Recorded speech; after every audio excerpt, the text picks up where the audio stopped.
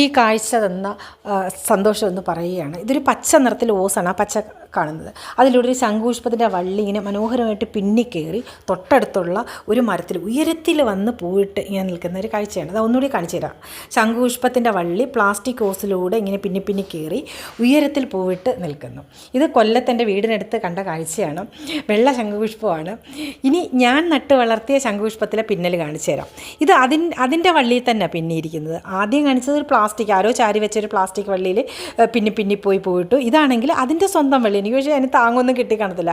അതെൻ്റെ സ്വന്തം വള്ളിയിൽ തന്നെ പിന്നി നിറയെ നീലപ്പൂക്കളുമായിട്ട് പിടിച്ചിങ്ങനെ നിൽക്കുകയാണ്. നീല ശംഖുപുഷ്പം സുന്ദരികളുടെ മിഴികളോടും പിന്നെ വെള്ള ശംഖുപുഷ്പം വെൺശംഖിനോടുമാണ് കവി ഉപമിച്ചിരിക്കുന്നത്. സത്യം പറഞ്ഞാൽ ഈ സമയത്ത് എനിക്ക് പൂവിൻ്റെ സൗന്ദര്യമല്ല എൻ്റെ കണ്ണിൽപ്പെട്ട, ആ പിന്നലിൻ്റെ സൗന്ദര്യമാണ്.